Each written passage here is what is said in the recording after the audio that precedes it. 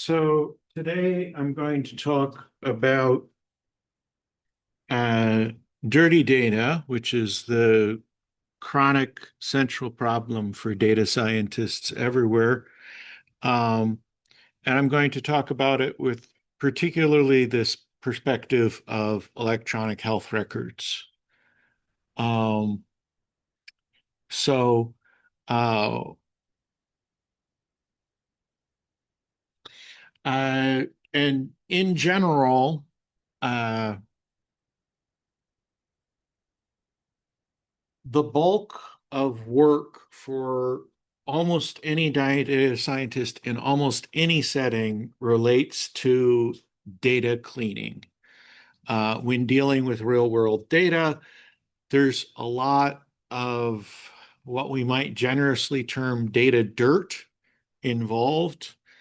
Um, we can't just plug in our database to our analytical library and hit run.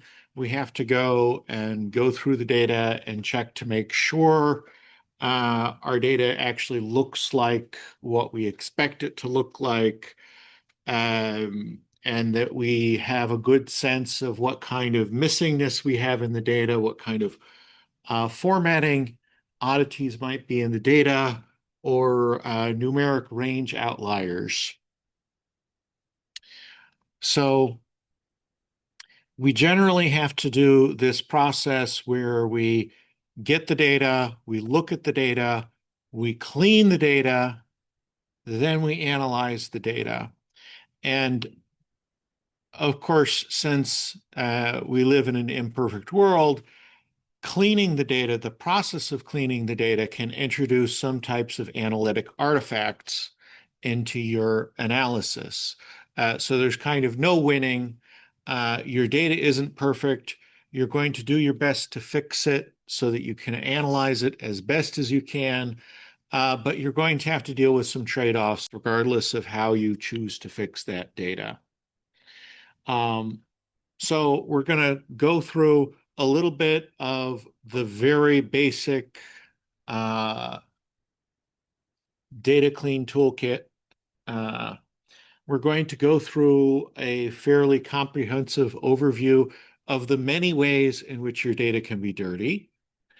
Uh, we're going to talk a little bit about why electronic health record data tends to be particularly bad. I've worked outside of this area and I've worked inside of this area. And my experience is this is generally quite dirty data compared to what you might get if you're, say, working with hardware. Um, so, and then we'll talk about kind of when and how you do some cleaning. Um, so, in general, most of the routine data cleaning tasks are really just getting your data from the types it's stored in to the types you can work with. And this particularly happens a lot with dates. So dates tend to end up getting stored as date objects or string objects. And different programming languages do not like to talk to each other with their various personalized proprietary date formats. So you tend to do a lot of passing back and forth between date data and string data. You tend to also run into some passing back and forth between string data and numeric data or different types of numeric data.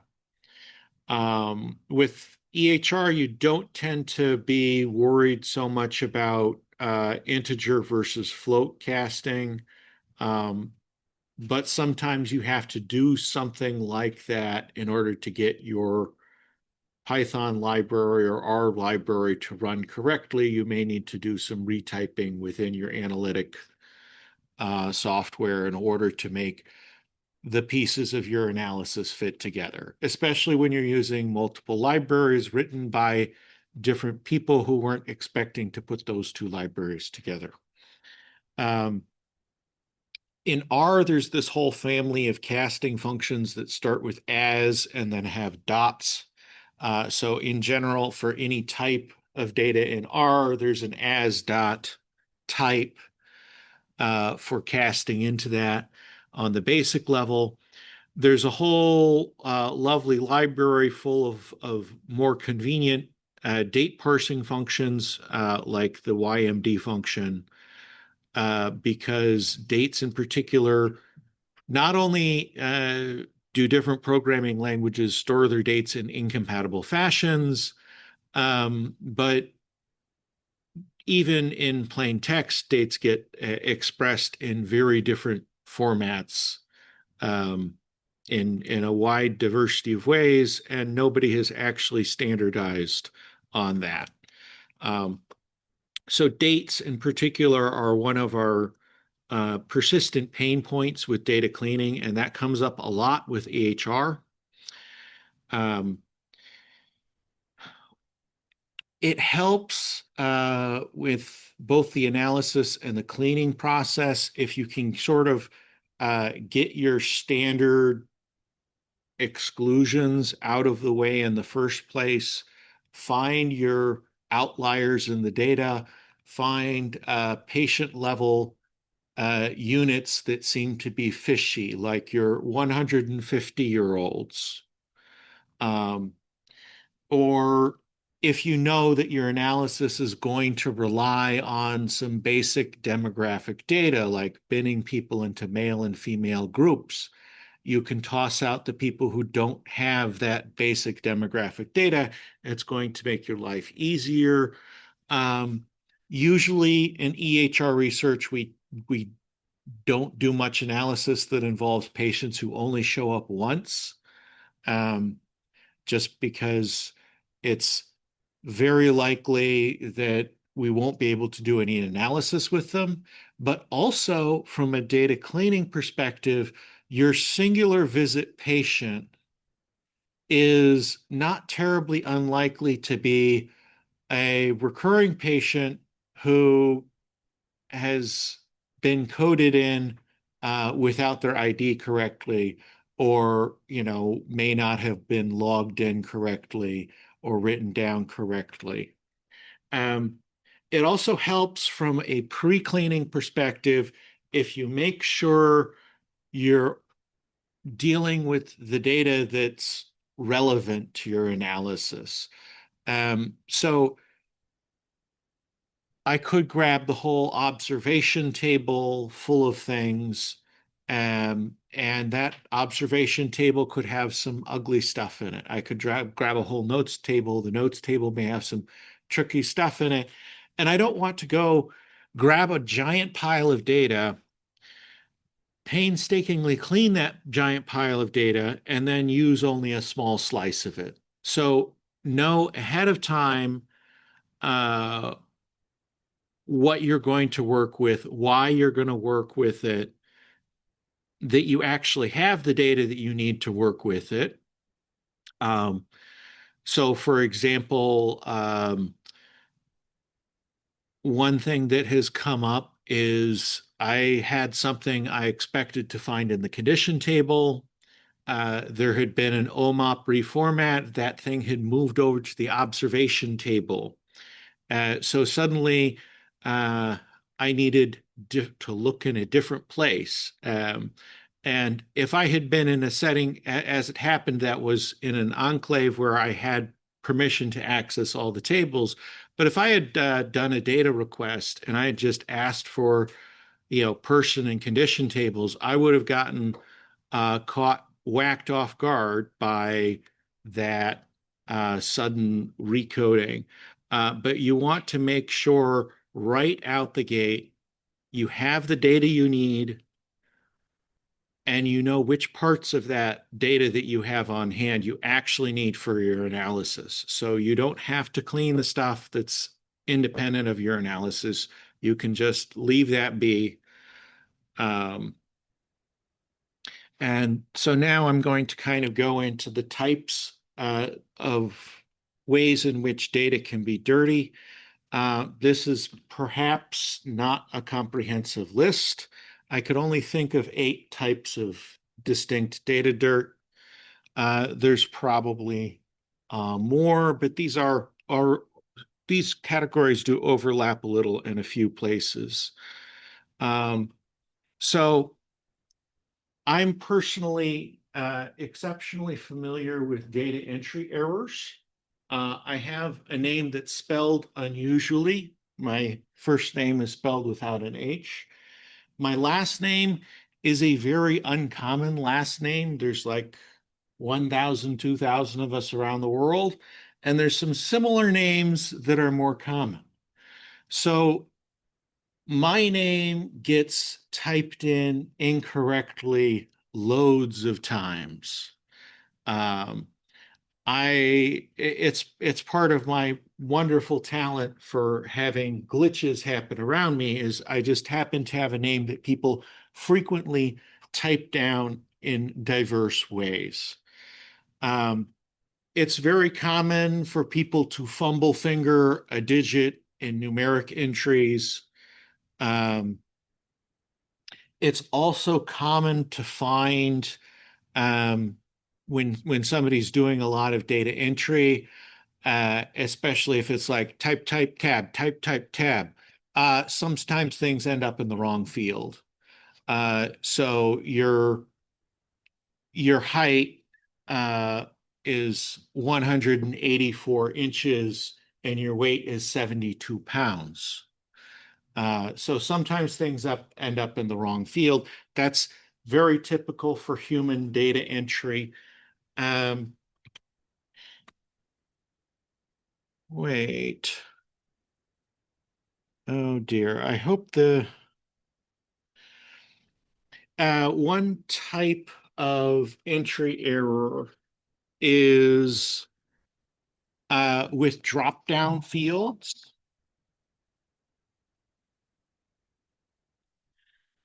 I am going to double check something. So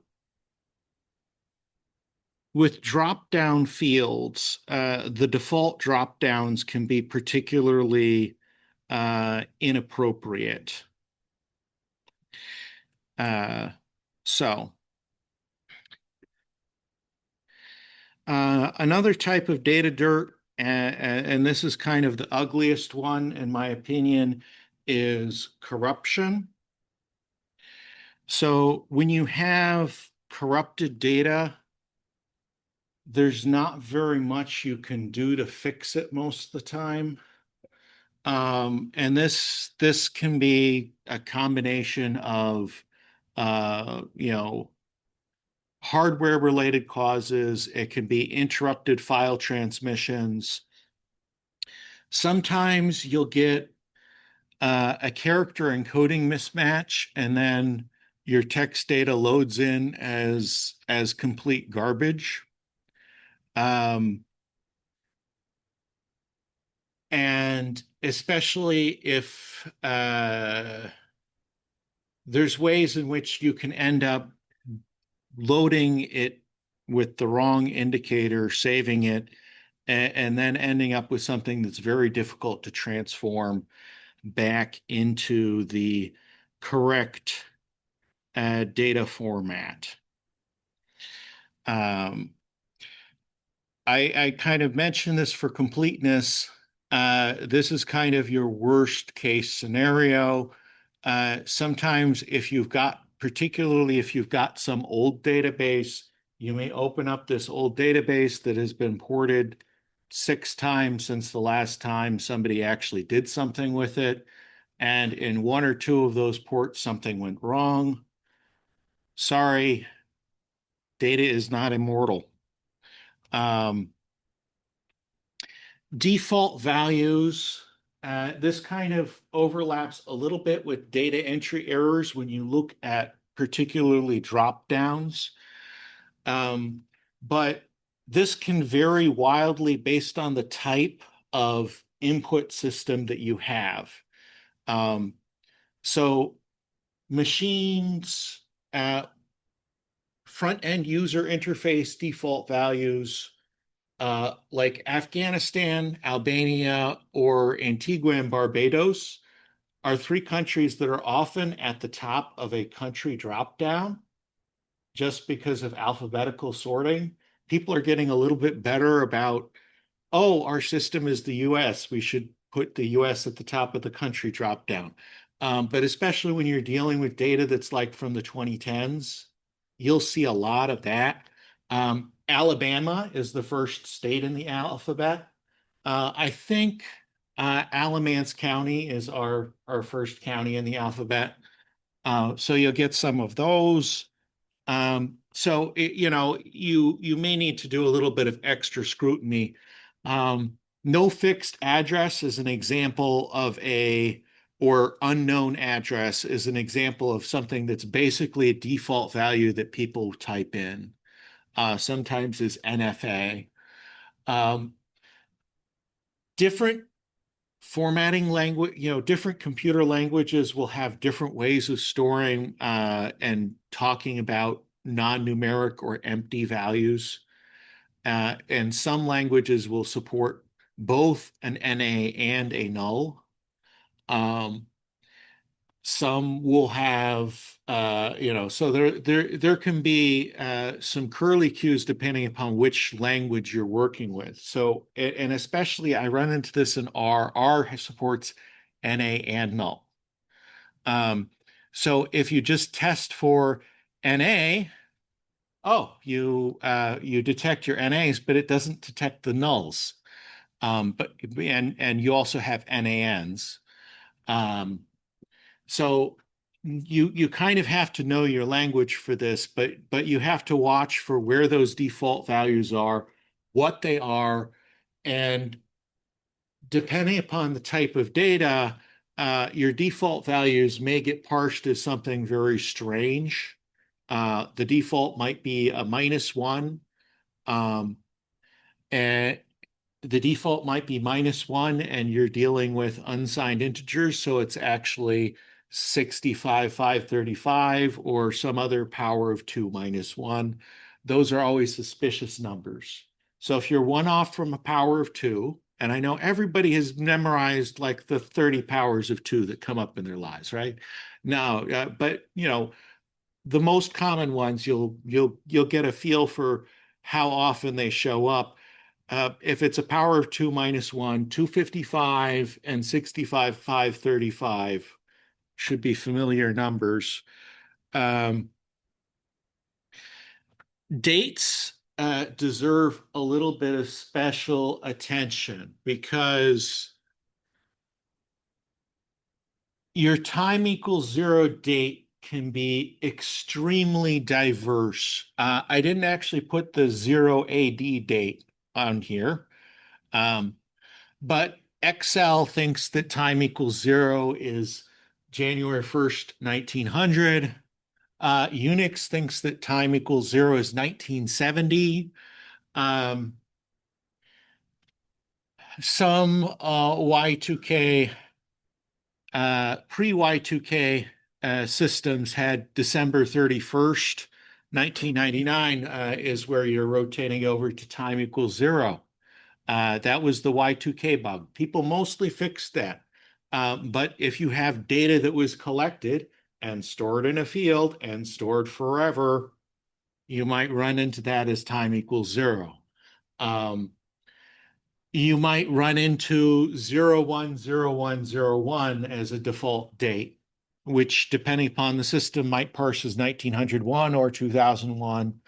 Um, Drop downs and calendar pickers will tend to have the date. So if you have a patient whose visit date and birth date are the same, and you're not looking at an actual record of birth, that's a common kind of thing to say. No, that's not their birth date. That's just somebody using the date picker hastily. Um, and then another time equals zero that I ran into recently is December 11th, 1789. And I'm going to pause for a moment. Would anybody like to guess what time equals zero this is?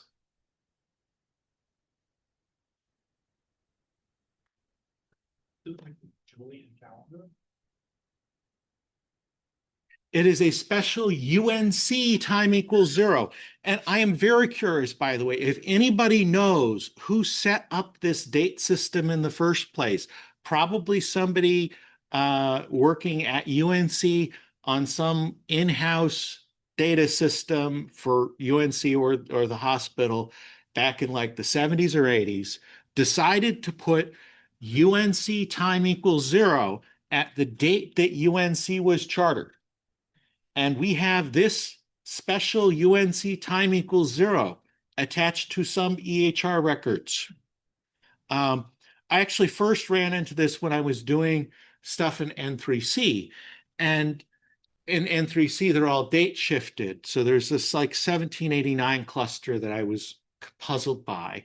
But I was doing a project recently, the data density project, and we noticed we had this very specific date showing up on thousands of records. This is a special UNC time equals zero somebody cooked up. I'm like I said, I'm guessing it was probably in the 70s or 80s. Somebody said, okay, I'm doing data for records related to UNC. I don't want negative numbers in my date system. What is the earliest possible date of a UNC record? December 11th, 1789. UNC time equals zero. Um, okay, another type of data dirt that's mostly particular to EHR, um, because EHR has these various different data systems and data models. We really need to convert between them. Is mapping errors. So I do a lot of my work in OMOP. So what I tend to run into are errors where people mapped something funnily to OMOP. When you're trying to clean this up, it helps a lot if the source code value and source code ID are recorded, especially the source. Usually the useful information is in the source code value field. So that will help me figure out that no, this isn't a pedestrian bicycle collision injury. This is actually, I forget what the real one was, but pedestrian bicycle collision was one of the codes I was running into at one point. If you can look it up and see, okay, here's the actual CPT, here's the actual ICD code that it came from before it got mapped into OMOP, you can figure out what went wrong and fix it. And this happens especially when the source data is from multiple, like ICD-9 and ICD-10 mixed together, jumbled in a big pile. Sometimes I'm not sure if it's the right code or it's just a local quirk in how the physicians at a particular hospital are working. I was looking at this kidney transplant project and a multi-site analysis, and I decided to look, it looked like we had a very good number of kidney transplants, not really that far off from like the annual kidney transplant rate for the whole United States. And I thought, oh, great. Well, it looks like, between all these multiple sites, we must have wonderful coverage, a representative of a good fraction of the country for this. Granted, we're at several years of data. And then I drilled down and I decided on a lark to look at how many transplants per patient we were getting. And some of these patients were listed as having, in the procedure table, having had 100 kidney transplants. This may have been some kind of particular entry error or it may have been a mapping error.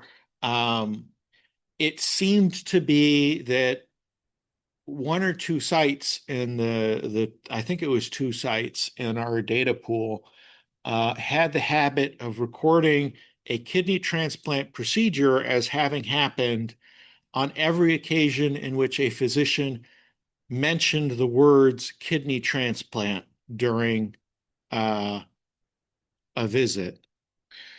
So, and we were able to find out, we were able to sort of flag these based on some of the other fields in the row for that procedure. Um, but it was a very startling use of this particular code, which was supposed to correspond to the actual transplant procedure. And we had to go and kind of work around and say, well, there's some other things that are going to happen when somebody actually has a transplant. We're going to filter down to those. We're going to maybe just ban the site. We had, once we identified the problem, we could work around it. Um, One of the big problems in mapping is that different data systems don't have the same exact set of concepts. And you run into this problem in general with translating across languages. So some languages will have words with broader or narrower meanings than others. So when you're translating across, you might have to do something like go from broken finger on the right hand to fracture of digit, and you lose that handedness information. Um, so some of these languages are more specific than others. Some are stratified and divided up slightly differently. With OMOP, there's a hierarchy, and uh, it, generally, if you kind of fail with the mapping, you can go one level up to a more general concept. But then sometimes those more general concepts end up binding together some things that maybe shouldn't have been binned together. Um, and in particular, one of the things that can show up in these mapping errors, the kidney transplant one being a good example, is stuff ends up in the wrong table or the wrong field. Um, these were supposed to be like observations, not procedures. Observation, kidney transplant recommended. Observation, patient is a candidate for a kidney transplant. Not procedure. We did a kidney transplant on this patient. And those domain issues come up a whole lot, especially I would say with OMOP because of this sort of the consultation side of this, where it's an ICD code for something that was discussed and ruled out. It's a CPT code for a procedure that's being discussed as advisable or not. And they're in the habit of taking down the ICD, the CPT for billing purposes of we consulted about this thing. But it wasn't the diagnosis of this thing. It wasn't the procedure of this thing. So you end up with these domain issues. Um, and the domain issues especially also come up with the versioning of the vocabulary. So with N3C, with the long COVID model that I built for N3C, we had a version update for OMOP, and suddenly our model performance went through the toilet. And what had happened was a significant number of predictive variables that we were using were shifted from the condition table to the observation table.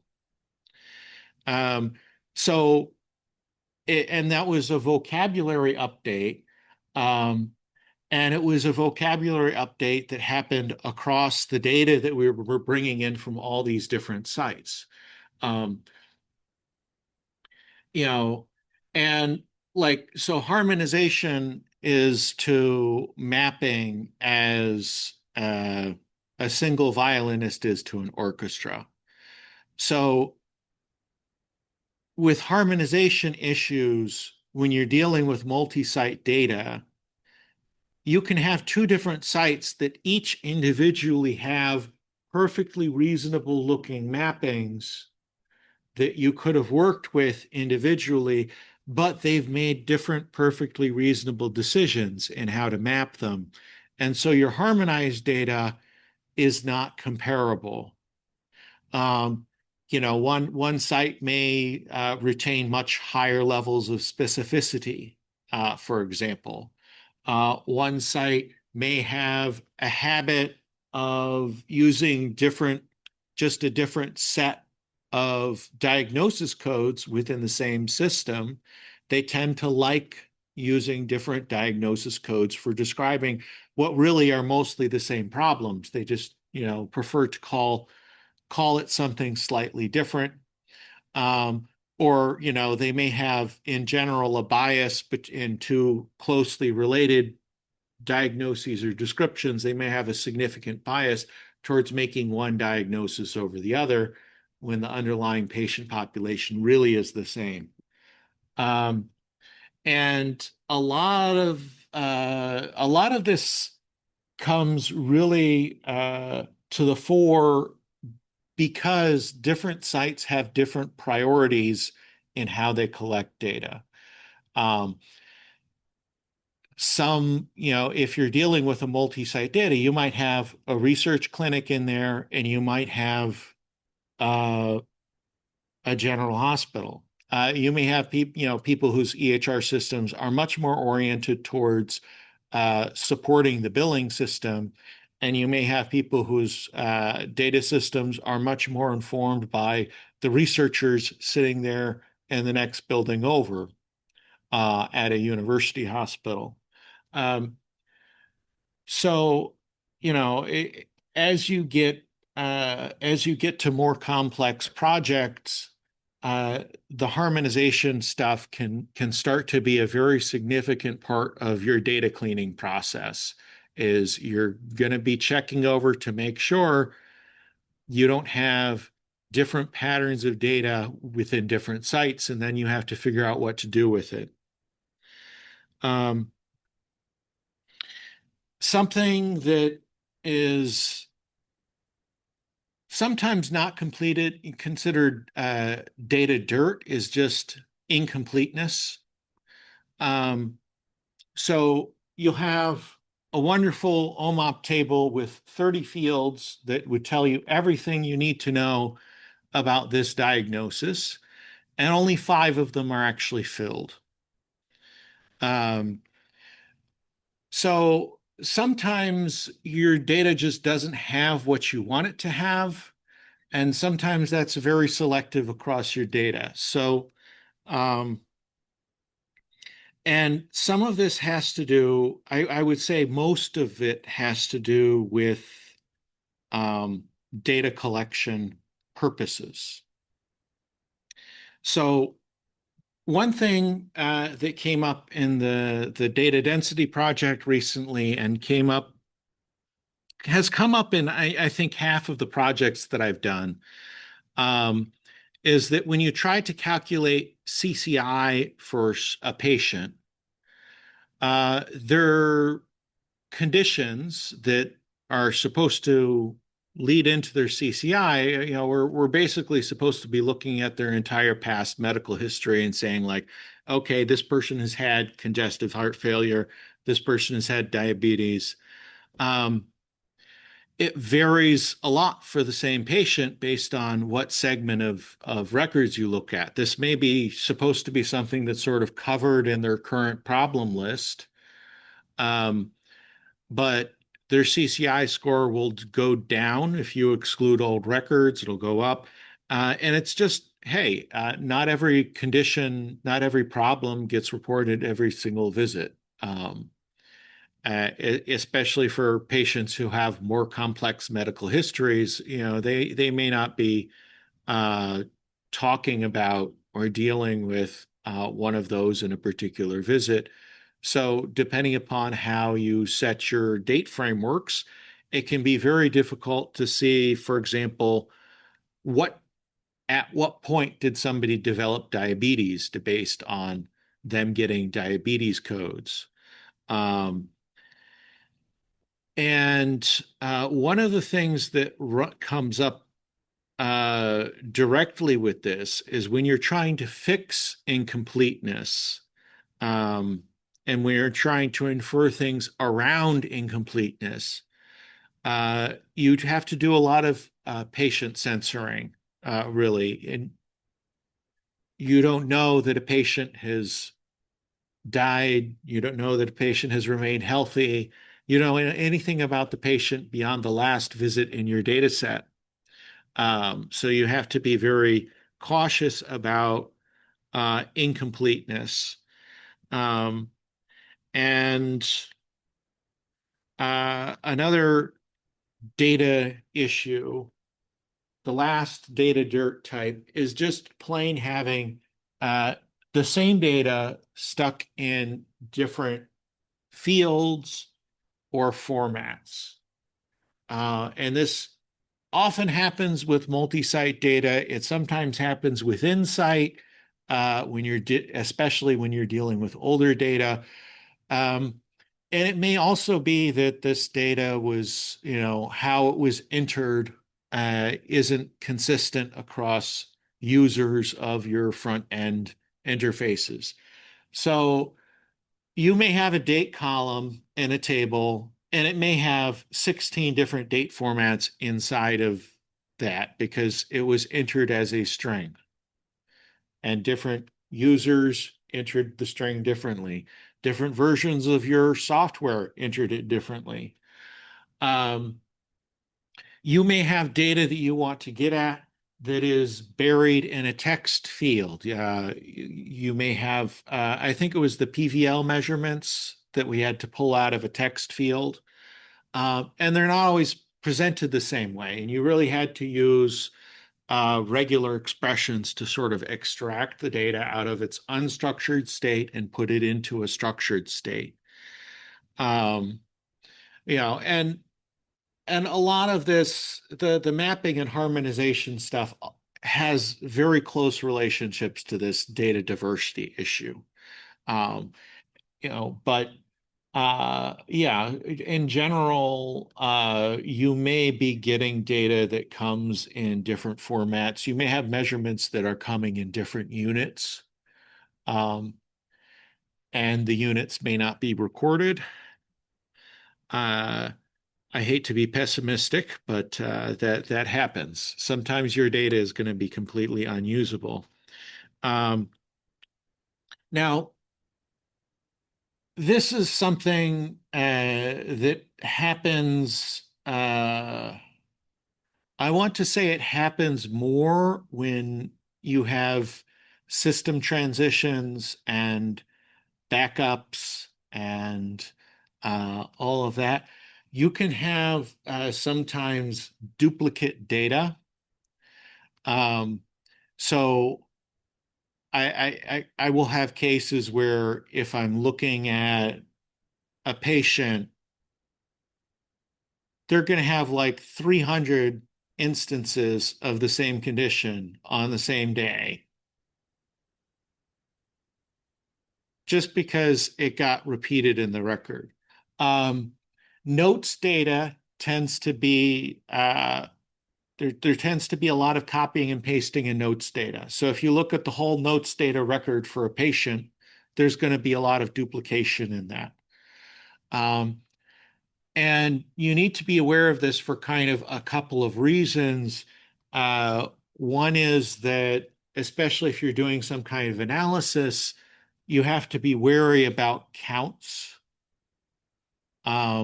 and when you might be using counts versus just a binary indicator that says this thing was present versus not on the patient level.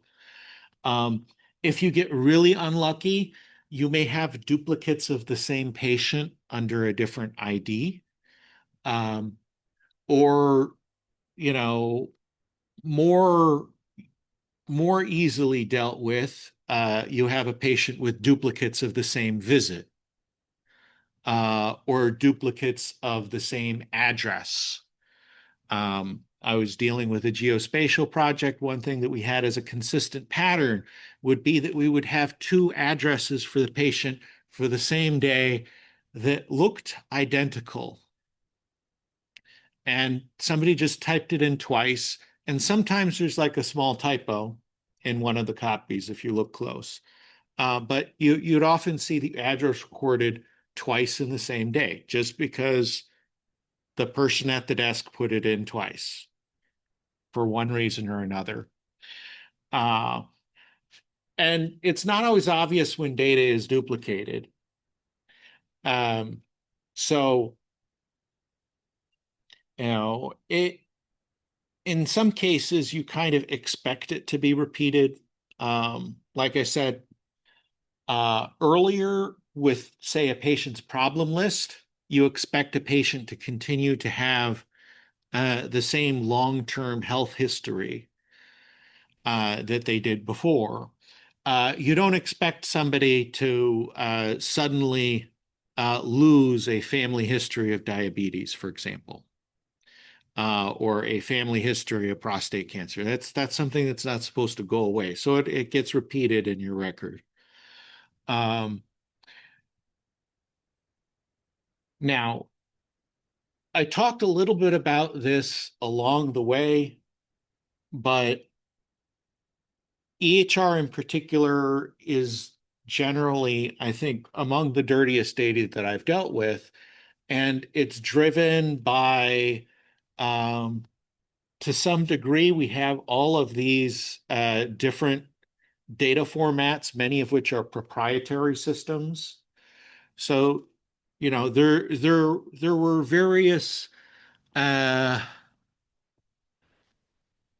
various changes in law that made it attractive to suddenly develop EHR systems. So there were widespread adoption of both a few large proprietary systems, a larger number of tiny proprietary systems, and a number of homegrown systems. And now, as it's been a few years, some of those systems are extinct, so they're now legacy systems, including especially a number of the tiny proprietary systems that were used in only a few places. So now you have legacy proprietary systems that are particularly poorly documented. Um, you know, One of the things that also drives this is technological change. Our information technology has continued to advance. Our instrumentation has continued to advance. We now generate more data per patient over time. Um, so, and this makes for also some difficulties with consistency and analysis when you're dealing with a long longitudinal time frame. Um, but these sort of changes in the volumes and types of data collected over time, uh, the systems that were built to handle 2010 levels of data were not built to handle 2025 levels of data. Um, the architecture has to change for OMOP every so often in order to accommodate the new types of data, the new diagnoses uh, that are being collected more and more. And those changes create issues with mapping and harmonization and knowing what table you're going to look for to find the data that you want. Um, Another thing that's happened in the healthcare industry is that we've seen consolidation over time. So UNC Hospitals is a much bigger system than it used to be.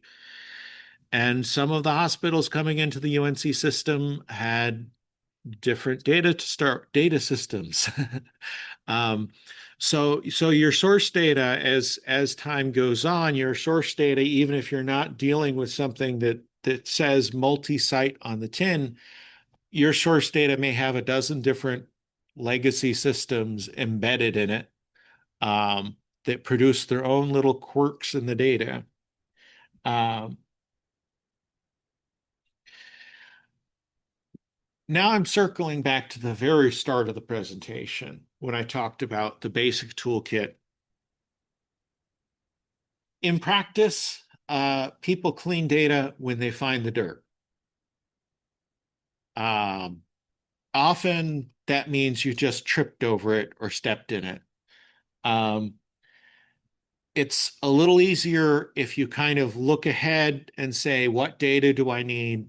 And before you get started with doing any analysis, any coding, poke at the data, find out what it looks like, check your numeric ranges so that you know if you have outliers in your numeric ranges.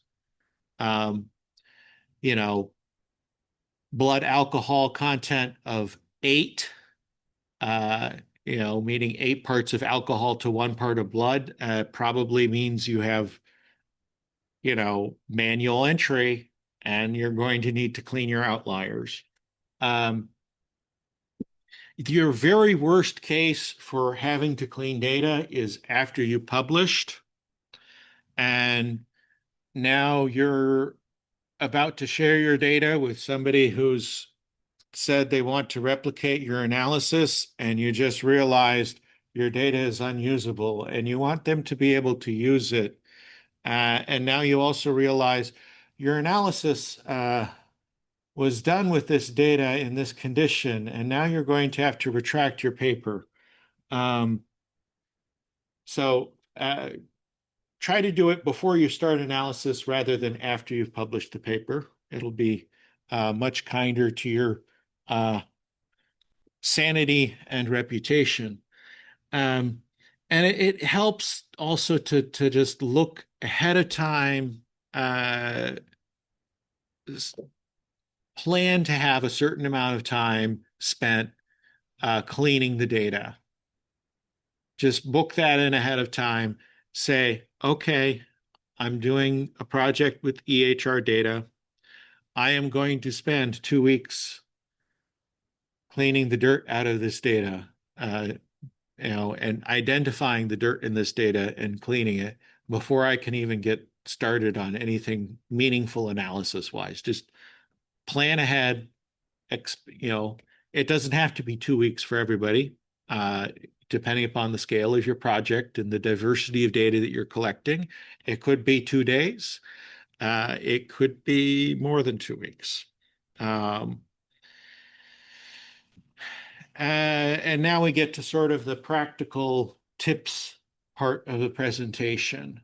And there's 3 basic ways of handling dirty data. Um, so you can either try to figure out what it was supposed to be. Um, you can do reformatting to make the types all mesh together, and you can delete it. And in general, like this reformatting process, if you look up courses on data cleaning at say data camp, they'll mostly focus on this first one here, where you're thinking, okay, I have 300 bajillion different date formats. I need one single date column in the format that my library expects it to be in. Um, how do I do that? Oh, maybe I need some regex in there. Maybe I need to pull up this conversion library. A lot of the data cleaning, basic data cleaning, is about this formatting correction, typo correction. Um, Imputation is kind of the more sophisticated way of trying to figure out what things can be. In some cases, you may be able to impute values. Um, the very simplest way of dealing with dirty data is to just delete it. Uh, I have a 150-year-old patient. They're probably 50. I don't care. I'm deleting it because I can't be sure and I didn't want to guess. Um, you know. So, the best case is that you can just do some light reformatting, get it done. Um, and one of the things that I do a fair bit uh, to make OMOP data analytically useful, especially across multi-site collection where different sites have different levels of specificity, is to roll up OMOP data into from more specific concepts into more general concepts. Because if some sites are using the more general concepts and some are using more specific ones, that's kind of what you have to do in order to harmonize. And that works. You're not destroying data, you're not changing, you're not guessing. But it's, a little extra work to make the data usable. Um, Guessing, um, there's a lot of different ways to guess. In some cases, you may be able to identify that you have two different sets of units being used in your data, like 83 and 0.83. That's probably 83%. So you may have decimal and percentage entries that are off by an order of, two orders of magnitude. You might have something, that's recorded in units of grams or milligrams, depending upon who's at the desk that day. Um, and in some cases, you can make that guesswork and do the patch. Um, One thing that I've used particularly is this R library called mice, multiple imputation chain by chained equations. Um, so this is something that's useful to do before running a machine learning algorithm when you have a bunch of variables that you've got calculated for your patient and you have some missingness in that. Um, with those variables being closely interrelated to each other, mice is going to kind of do some guessing to fill in the gaps. Um, and actually, I should hit the back button back to that previous slide. That's because machine learning algorithms will sometimes guess for you if you don't fill in the gaps for it. So in general, it's better to do the guessing yourself so you know how the guessing happened and you can document, hey, well, we've imputed missing values with mice. We excluded missing values. We imputed missing values as zeros. Um, you got to be transparent with this. Um, so this is just a quick example of one cleanup that I did looking at geospatial location data.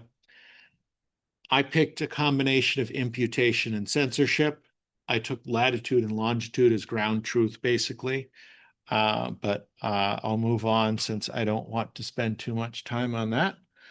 Um, the important thing to know with guessing is that this is the most advanced technique. Imputation is great when you can do it well. It's also a good way to generate spurious results if you do it badly. So it's a little bit risky. It requires some expertise. And again, if you're plugging things into some machine learning algorithm, some machine learning library, check what it does with missing values. Know what's going on because most robust machine learning libraries will do some form of guessing. And at the very least, you want to know what they're guessing out of those missing values. Um, and then one of the things that comes up with all research in EHR that I've ever done so far, you're always guessing. Um, you're always guessing that the things that weren't recorded aren't present in the patient. Like you're always guessing that the patient who doesn't yet have a diagnosis of diabetes as non-diabetic, almost always. Um, in most projects I've run into, there's at least one area or domain where we're really looking at an implied negative. We're calculating CCI for patients. We came up with a CCI score of 0. Does that patient actually have nothing on the CCI list? Probably, maybe not. Uh, so, you can't refrain completely from guessing. Um, you're always going to be stuck with a little bit of that. The simplest thing that you can do, in all cases, the simplest thing you can do is to just purge all the data that looks dirty and work with the subset that's left. Just burn it all down. Um, there's of course two problems with that. The first problem is that if you burn it all down, you might not be left with very much data at all. If you eliminate every patient with any irregularity in their record whatsoever, you might not have any patients left. Um, you purge 3 sites for bad data, and then you purge 4,000 patients for having some irregularity, and the next thing you know, you've gone from a sample size of 20,000 to 1,000. Um, it's easy to do. Um, you have to be careful if you're purging some level of record that you reapply inclusion, exclusion criteria as necessary. So if you deleted some phantom visits because they had a date of 1789, um, I'm not speaking hypothetically here. We had patients who only had those 1789 dates in their record. Uh, you need to just exclude them now from your analysis and say, okay, well, I had this many, but then after I did cleaning of my visit data, it turned out that I only had this many who actually had dates within the window that I was looking at.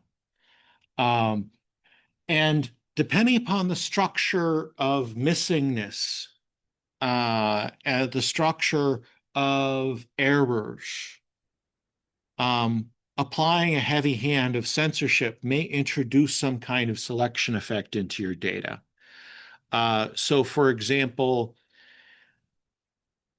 with the geospatial data, if I eliminate everybody whose address data is wonky or difficult to deal with, I am certainly not representing my homeless population.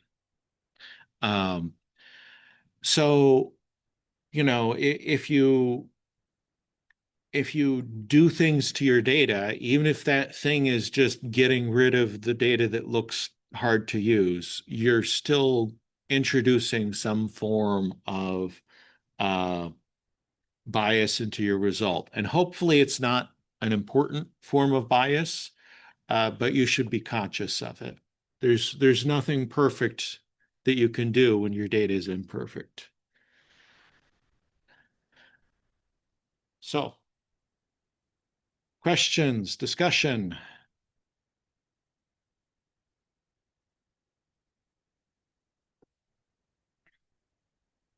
I'll start. So one thing I've just thought a little bit about recently is dealing with MRNs that often start with or at least can have leading zeros. Um, do you have any thoughts about maybe that in general and or best practices for maybe dealing with numbers that can get truncated? Okay. And we are here, aren't we? Um, this is one of the ways that we get duplicate patients. Um, so, and yeah, I think I have leading zeros on my driver's license. It's very common if we're counting up, right? If we're counting up, we get leading zeros in my driver's license, and hopefully, when you get the data in the first place, either all of it has the leading zeros or all of it doesn't. Um, so one thing that I do um, persistently and habitually with my, some of my data where there's leading zeros and identifiers, and I've hit this with OMOP too, by the way. I've some people are storing fixed with like, oh, my OMOP concept is 00, blah blah blah, or um, so one of the things that I do is if I have something that is an identifier column, it's an ID column for a visit, a patient, um, you know, any ID column whatsoever. Um, I first I want it as a string, and second, so that some overly smart system isn't going to convert it into a number, I stick a prefix in front of it. So I'll have, for example, with my feature data, condition data, I've had a problem with OMOP concept IDs being numbers. I get like point 0 at the end of them after some combination of R, Python, and SQL doing type conversions. So, in order to prevent ID numbers in particular from getting converted, I stick a prefix of a letter on them. Um, and that does mean that I've changed it from the source data, but it helps avoid this problem.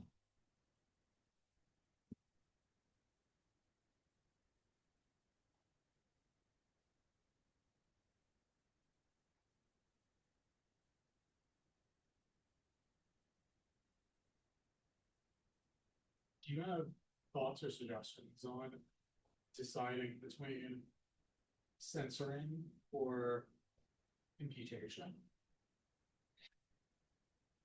Well,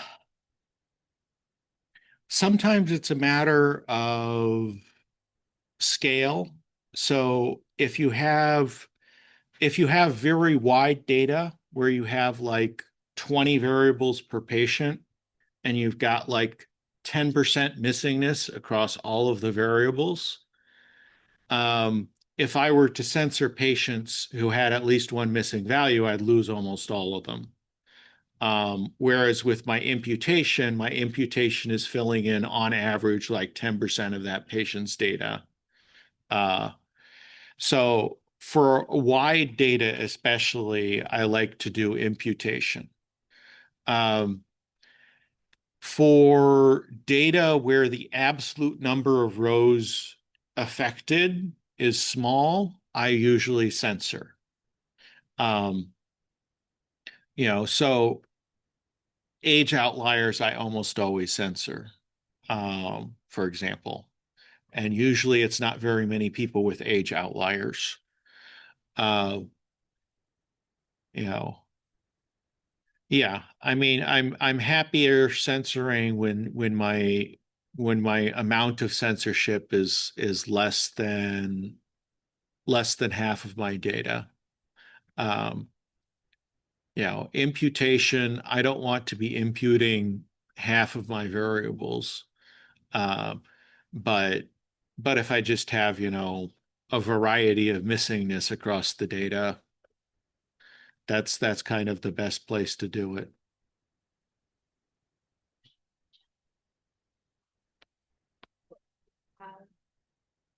Fix needed non. Okay. Yeah, so if you've got a mix, this is that prefix of uh prefix zeros. So what you're going to have to do is you're going to have to work with them as strings. So if they're in the data as numeric for part of it, then you'll have to type over to strings. I would force them over to strings. I would, uh, there's,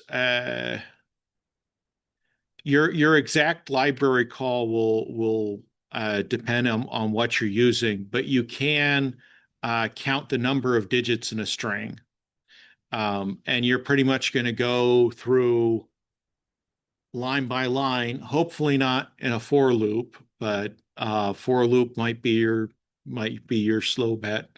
But you're going to just go and say like how many things are in this string and glue in the appropriate number of leading zeros. So you really have to just manipulate it as a string and treat it as a string, prepend the zeros, um, based on getting them all to fixed width. R has some string libraries that will do, I think it's string str underscore pad.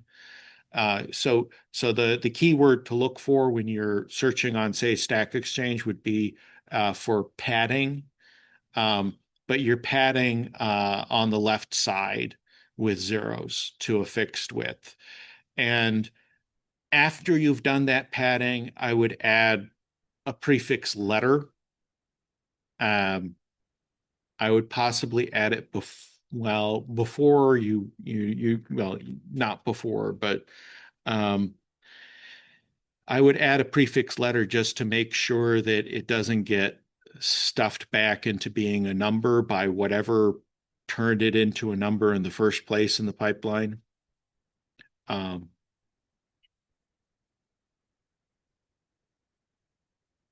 So yeah, you just have to treat it as a string, left pad, and again, I'd just recommend as a general practice, anytime your ID numbers or you have these ID numbers that are parsed as numbers, just turn them into strings and force them to stay as strings. Suffixing with a letter would actually probably be wiser with when you're thinking about having to left pad with zeros, but